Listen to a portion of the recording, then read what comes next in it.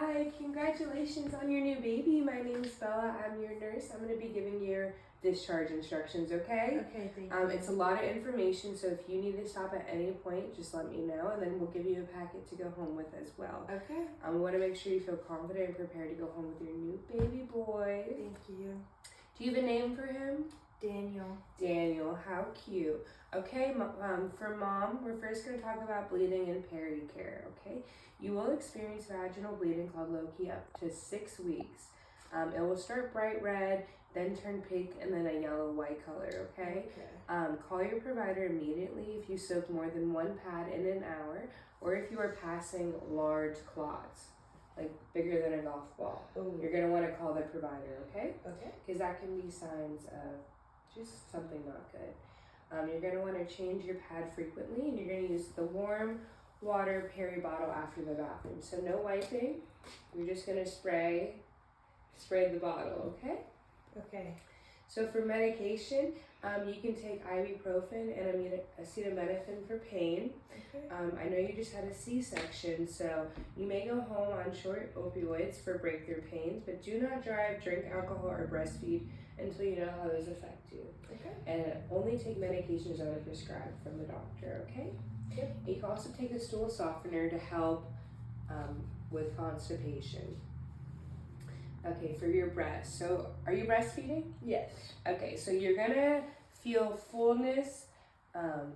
You can use warm showers or warm compresses before feeding and cold after to help with swelling.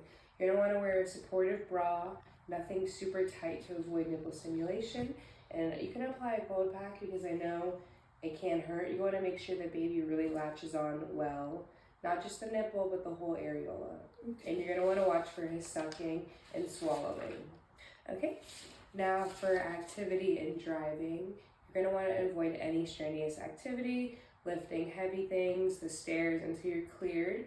You can just lift up your baby, that should be good enough. You should not drive if you're taking narcotics for pain or if you had a C-section and don't feel well, turning and twisting. Make sure until everything is normal till you start driving again. Okay, now I know you just had a C-section, so we're gonna keep the incision clean and dry. We're gonna allow warm water to run over it, gently pat dry, no lotions or powders, and then you're gonna wanna report redness, foul odor, drainage, and then opening of the incision, or if you get a fever, okay?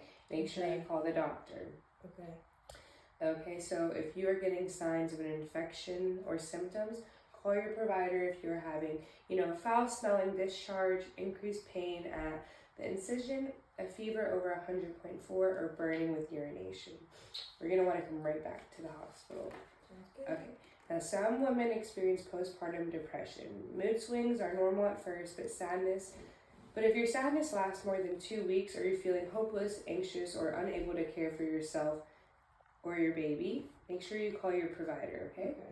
If you ever have thoughts about harming yourself or your baby, make sure you call your provider, okay? And seek help immediately. Okay, so for follow-up appointments, for vaginal birth, we'll do 6 weeks, but for C-section, we'll do 2 weeks and then again in 6 weeks.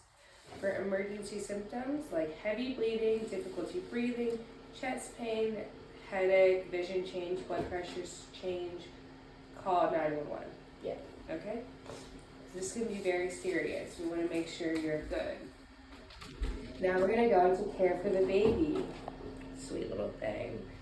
Okay, so for breastfeeding, you're going to feed every 2 to 3 hours, 8 to 12 times a day. Okay? For 24 hours. You're going to, wet diapers should increase each day until reaching 6 to 8 a day, okay? Are you going to formula feed? No. Okay, if you do decide to formula feed, that's every 3 to 4 hours. Do not microwave the bottles and always check the temperature on your wrist, okay?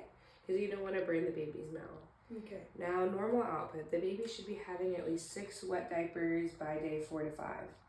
If not, please call us. And the stool, it'll start black and then a green and then a yellow CD color. Okay. And that's normal. The black is kind of hard to wipe off, but you just really gotta get in there. Okay, so for the umbilical cord, You're going to keep it dry and clean and open to the air. Sponge baths only until the cord falls off, which is between 10 to 14 days. Okay. And then make sure you report any redness, pus, or foul odor. Alright, so you know your baby has a hard time regulating his own temperature. So you're going to make sure your baby's temp is between 97.7 to 99.5. Make sure you dress your baby in one more layer than you're wearing, okay? Especially in this cold weather outside. Okay. Never use a heating pad on the baby. And if the temperature is low, place the baby skin to skin with a blanket over you. Okay. Okay? And now we're going to talk about safe sleep and SIDS prevention. Always have the baby sleep on the back. Firm mattress, no blanket, pillows, stuffed animals, or anything. Baby can sleep in the same room as you, but no bed sharing. Okay? And then we recommend the baby sleeps with you in the same room for 6 months. Okay. And then they also can have a pacifier while sleeping. That can help with the sucking. Okay, so for bathing, sponge baths until cord falls off. Mild baby soap only. No irritations. Avoid overheating during bath. Okay, now Daniel, he got a circumcision, right? Yes. Okay, awesome. So you're gonna apply Vaseline to gauze each diaper change. Report any swelling, bleeding larger than a quarter or pus. But redness is okay, and a little bit of swelling. Okay? And car seat safety. Alright, you're gonna have the car seat rear facing 5-point harness. The chest clip needs to be at armpit level. No bulky coats or padding under straps. Okay? Any questions so far? No. Are you sure? Yes. Okay. Now we're going to talk about shaken baby syndrome. Never, ever, ever shake your baby. Okay?